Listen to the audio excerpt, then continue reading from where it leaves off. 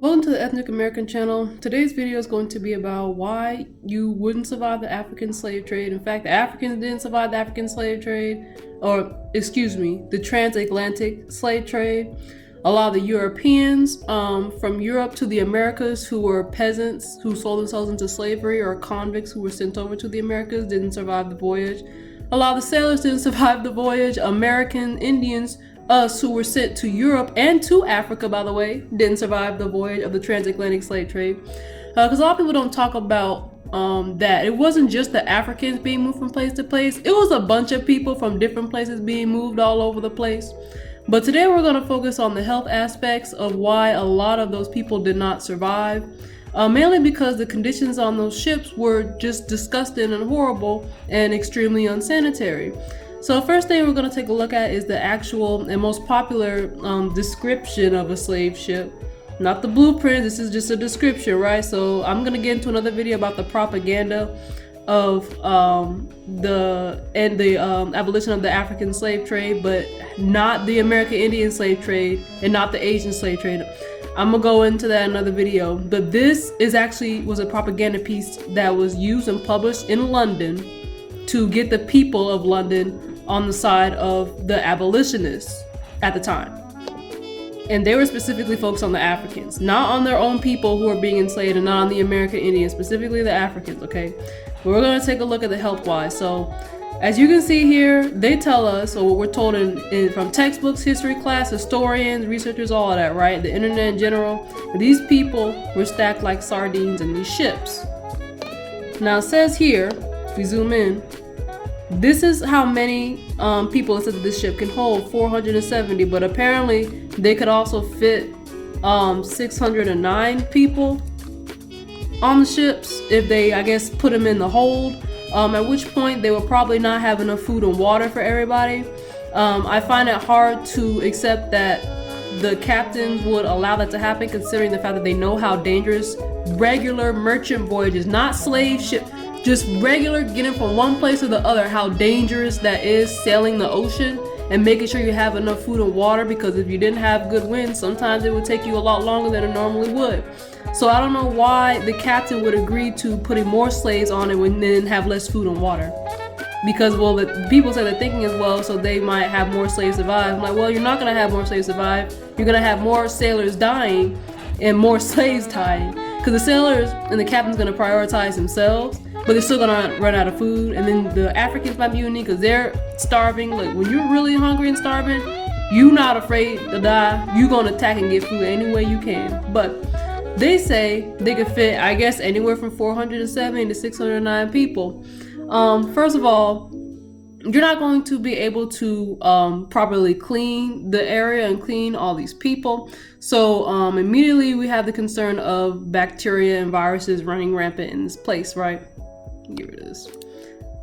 Zoop. So this diagram was made and published by a guy, or just made by a guy named Alexander Falconbridge. I don't know why his last name always escapes me. So he was a surgeon that wrote all of this down here, and we're gonna go into this specifically in another video.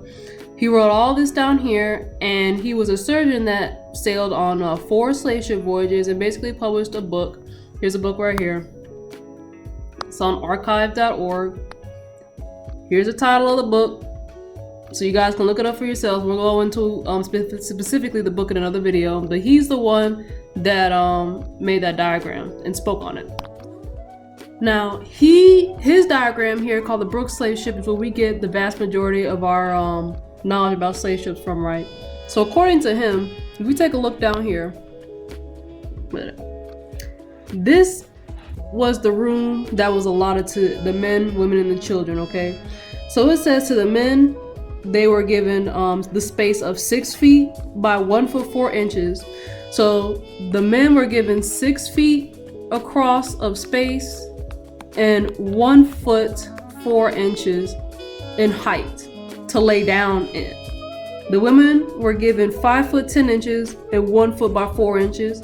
The boys were given 5 feet by 1 foot 2 inches, and the girls were given 4 feet by 6 inches by 1 foot. The girls only had 1 foot of space. You could barely fit your head in there. Okay. All right, that's what they say, right? So that means, as we can see here, these people are going to be lying down for the vast majority of the time for a journey that takes about 7 weeks, about 200 or so days, okay? Excuse me, not 210 days. That's the amount of time it took for them to, like, that's the combined amount of time, excuse me, it took for them to actually go sail from England, because we're gonna talk later, from Liverpool port in England to Africa, gather up all the slaves, then sail from one part to, that's a total amount of time it took for them to do all of that. But yeah, let's say about 7 weeks, so about a month and a half or so, maybe 2 months if the winds weren't that good. But yeah, these people were going to be laying down for about a month and a half or so, maybe a little longer, maybe a little shorter. But they weren't going to be able to move around that much. Can't really go to the bathroom very well. It says down here, the only exercise of the men slaves is they're being made to jump in their chains, and by this by the friends of the trade is called dancing.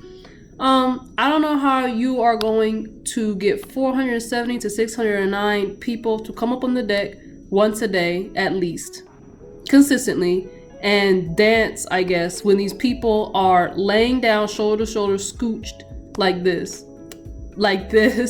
I don't know, I guess they found a way to curve their bodies against the top or the end of the ship. I don't know what's going on there. Clearly this guy made this up. This is actually a propaganda piece that was published in London to get the people of London to be on board for the abolition of the African slave trade, but not the American Indian slave trade, and not the European slave trade or the Asian slave trade, just the African slave trade. That's gonna be a separate video. But yeah, this was not done consistently. And so everybody, what happens when you're laying down on a hard surface for long periods of time? Any medical folks or people in general, what happens if you lay still, even on a soft surface, for like days, weeks, months? It doesn't even take that long. It doesn't take months. What happens? And especially if you're on a ship rocking back and forth, your skin's getting chafed. The top of your skin's probably going to start sloughing off because you're not getting adequate food or water for your skin to keep up, you know, the collagen and all that stuff it needs to stay, you know, stiff and impenetrable to the elements. So what happens if you're lying on a very hard surface like wood for days to weeks to possibly months? You're gonna get bed sores, also known as pressure sores. And this happens when you're laying on certain places in your body for a long period of time, like bony prominences, like on your hips, knees, your heel, things like that. So basically all these highlighted areas over here. And there are 4 stages to this. Stage 1 is just the top of your skin is irritated. Stage 2 is you basically formed a blister now. Stage 3 is when the skin has been penetrated, it's open now, you know, the fat is exposed. And stage 4 is muscle damage and bone damage. Once it gets to your bone, now the bacteria from all the feces and the piss that they said that we were laying in apparently is going to seep into this gaping wound, go into your muscles, go into your bones. Once it reaches your bones, it can go what we call systemic, which means it can travel all up your body, because your red bone marrow is what makes red blood cells and your platelets and immune cells and things like that. And so when you get a bone infection, a lot of times if it's really bad pressure sore, to keep it from being systemic, and especially if you cannot walk, so if you have enough muscle damage so you can't walk properly, you know, for the physical therapy to help you get that blood flow going, they're gonna have to just cut that limb off. So in that case, back then, if you have slaves coming off of the slave ship and they have pressure sores, because you're gonna have pressure sores in those conditions. Those sailors were not that dedicated to take all those hundreds of people out every day to make sure they're getting enough food, water, and exercise every single day, rain or shine, because they weren't doing it when it was raining. It said it in the diagram right here. Let me get rid of this. They were not doing it when it was raining.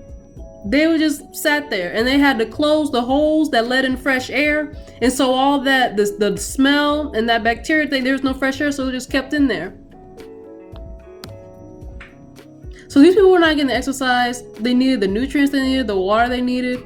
It was all bacteria and virus. So what do you think is going to happen? You're going to get sick. You're probably going to die. And a lot of people died. A lot of the sailors died. A lot of the slaves died. So a lot of people didn't want to go on those voyages. Not only because they might die, and by the way, it's also because a lot of the sailors would get stranded in other countries. So if they missed their ship leaving the docks, if they're like in Africa, if they're in America, wherever they are, good luck. Sorry, they're not turning around and coming back for you. You're just stranded in Africa. You're stranded in the Caribbean. You're stranded in North or South America. Oops, they're not coming back for you. And so now you have to try to be friendly with and hope that the locals won't kill you. And you don't speak their language. How are you gonna survive? A lot of people died just from that. And a lot of sailors from Europe didn't want to do the voyage. So my thing is, how is it that they managed to get enough people to even man these voyages willingly, time after time after time, for thousands of trips, hundreds of thousands of trips? That's what it's gonna take for you to get all those people, because if most of the slaves on the ships die, you have to make possibly hundreds of thousands of voyages just to get the numbers they tell, which is 10 to 12 million slaves that made it over to the Americas. But as we know, it didn't happen because most of them died. And so if you're not getting enough food and water, what happens? You're going to be emaciated, right? You're going to go into starvation mode. You're going to be extremely dehydrated. A lot of times when you're dehydrated, you start hallucinating, going crazy because your brain is, shrinking. It's not getting enough water to operate properly. And a lot of people were getting what's called at the time bloody flux. That's what they called it at the time. But today we know it as dysentery. Okay, and today, it can be treated with some antibiotics, just making sure that you have enough water for all the diarrhea that you're having, and possibly some vomiting too. Fever, things like that. Back then, they didn't have all that because you didn't have enough food and water on the ship. Also, how are they going to get to someone who's like right here? Or right here? Or all the way up over here. Oops, can't do that.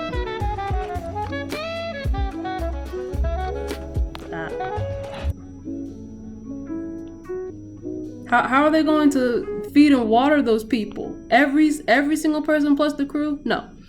You're gonna be dehydrated, you're gonna starve, you're gonna have dysentery. Which means your intestines, typically your colon, is going to be so damaged that you're not going to be able to absorb the nutrients from anything that you eat anyway. So either way, you're gonna be starving. And a lot of people didn't want to eat, or they had to be forced to eat because it stunk so bad and made people nauseous, and they vomited, so they didn't want to eat. So they were losing hydration through vomiting and through diarrhea, and losing blood through dry, because it's bloody diarrhea. So you're losing fluids everywhere, and you die quicker from dehydration than you will from starvation. Now, when these people arrived at the docks in America and the Caribbean, they should have arrived looking like this. Emaciated, can barely function, can barely move, skinny, stick-legged, ribs showing. They should have been looking like this.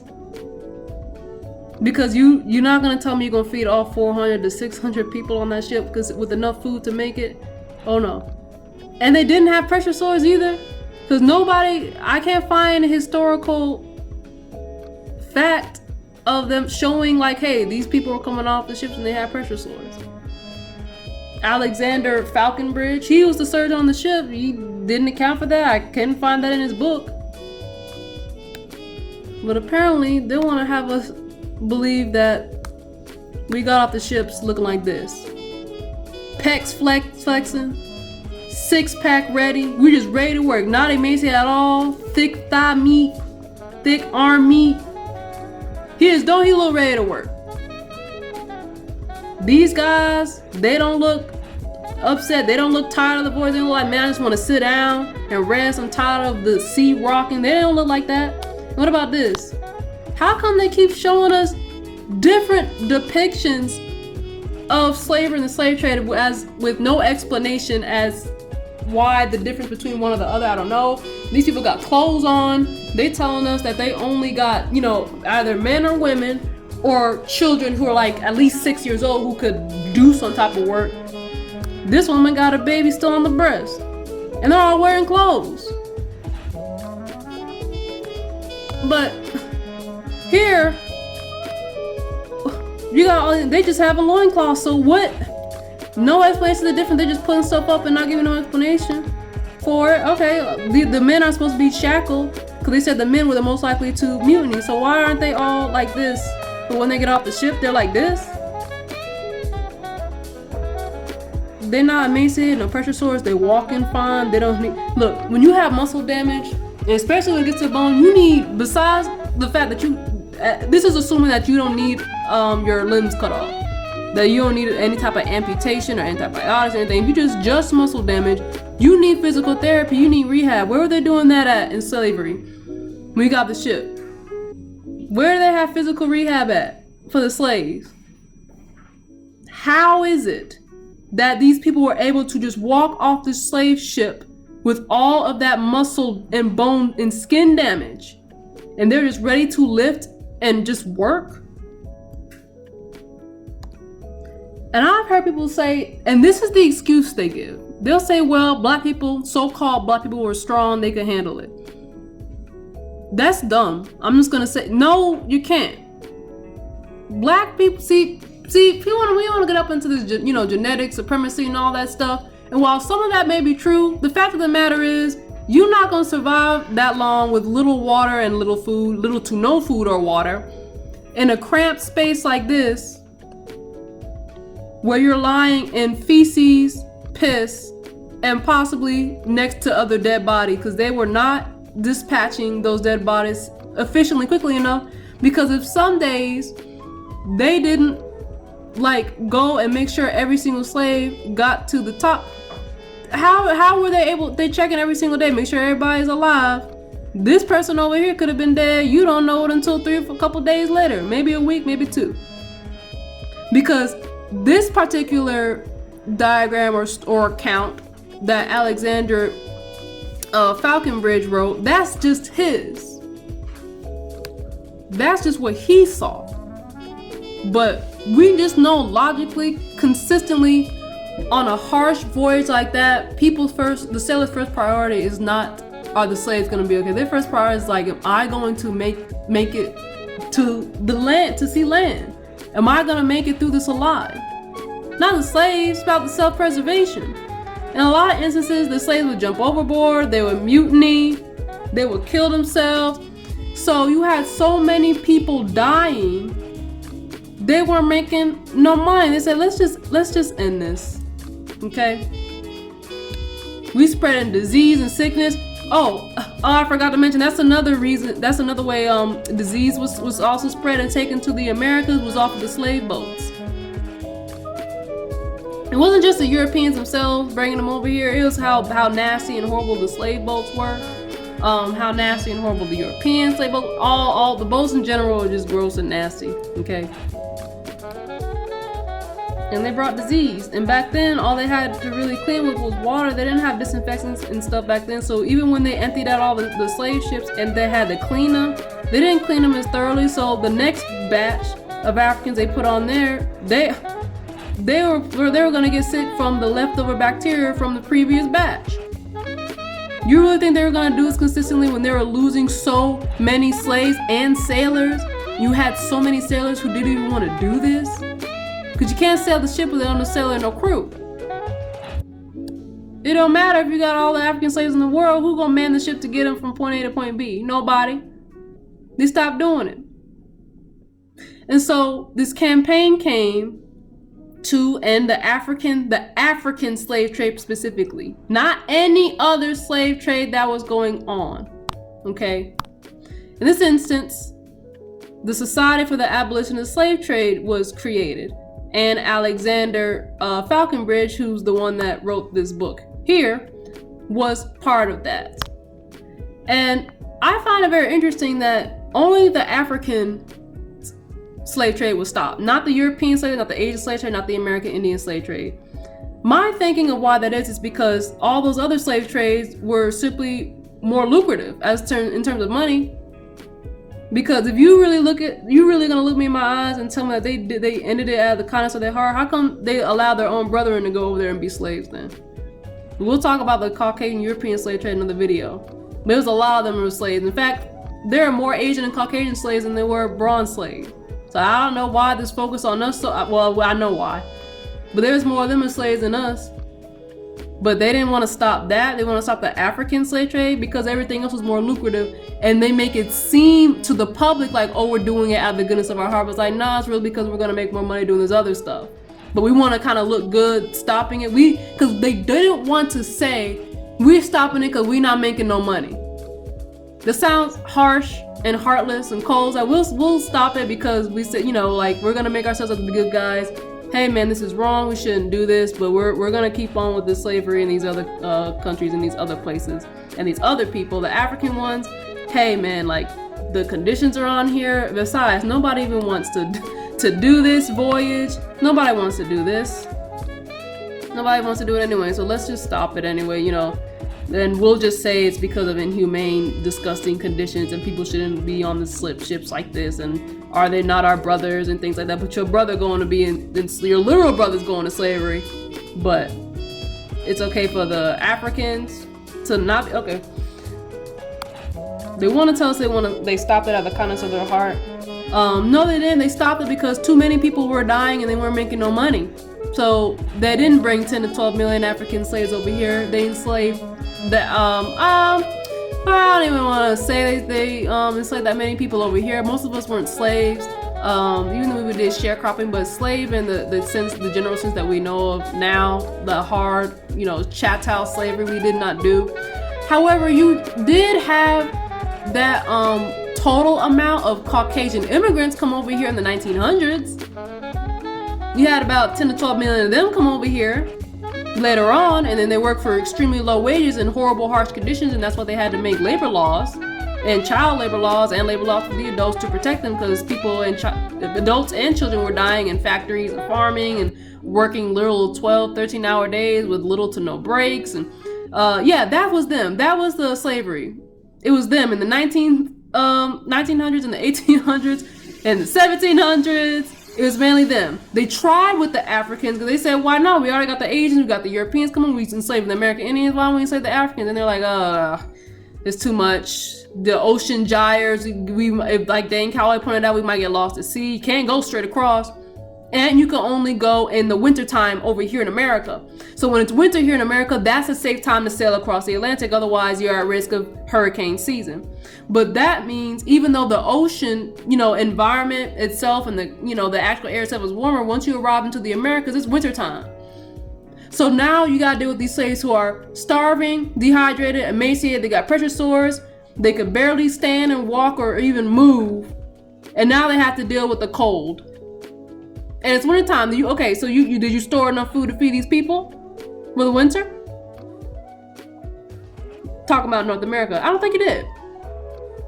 So, no, it didn't. So this is why you would have died in this Atlantic slave trade, the transatlantic slave trade. I'm going to sum it up. It's because you'd be lying in your own and others' piss and feces. You would have open pressure sores, stage 4, which means your muscle and your bone are exposed and damaged, and so the bacteria and the viruses are going to get into those open wounds. It might become systemic. You're probably gonna die. You're starving and dehydrated. If you don't die from the infection, you'll die from the dehydration. You're not getting enough muscle movement, so you're just sitting lying there. Your blood and all the stuff becoming stagnant, and then you're gonna be shocked when you get off the ship and it's cold and it's winter time and you have nothing on but a loincloth. And let's not forget the STDs either. The women were being raped, so are the men. They don't want to talk about that. That's in another book. Look, there's so much stuff. Oh yeah, men, boys, girls, anybody could get it. So now you got an STD, you don't know what it is. You're not gonna get treatment for it, so you might die from that. A lot of the sailors were dying too from all the disease on the ships. A lot of people were committing suicide, just jumping overboard, drowning themselves, refusing to eat, killing somebody else, eating them. yeah, that's going on. Cannibalism. Some of the crew members would actually kill some of the African slaves and eat them when they ran out of food. That's not a surprise. A lot of the pilgrims did that when they came over here to the Americas and the wintertime hit. They ran out of food. They ate their children, ate their wives with their husbands, ate their friends, family, whoever they could get their hands on, they ate. That's documented pretty well. But they want to tell us we're super strong people. We endured all of this. No, we didn't. The Africans didn't endure it. They died. They didn't bring 10 to 12 million people. You don't even have 10 to 12 million record. You don't have 1 million. They don't have hundreds of thousands of records. We're not talking about just, can you give me a database of 100,000? We can't find. These people these slave masters paying all this money to ship these people over the Atlantic Ocean, and they ain't got no documents, no receipts, and you paying all this. Let's not even look at this like as good or bad. Let's look at this business standpoint. If I'm paying you $10,000 for X amount of slaves, and I give myself, I want proof of purchase. Or if I don't get them, I want proof that they didn't come so I can make sure I get my money back. What if you had already had a down payment on them? What if you had said I'll put a deposit on them? So when the ship first arrived, I already got first dibs. So I don't have to run up with these other people trying to buy them and try to grab as many as I can. So I already got dibs on the best 5 when the ship come on the port. No, they want to survive. The Africans didn't survive it. That's why they campaigned to abolish it. Hello. But they continued on with the Asians and the Europeans and the American Indians because those are more lucrative. If that had been going on, they tried the African things like, you know what, this isn't going to work. Let's just end it and make it out like we're great, good people, even though all these other people are being enslaved, and we'll just leave it at that. But yeah, all these health issues, you went out to survive this. All right, I'll see you in the next video.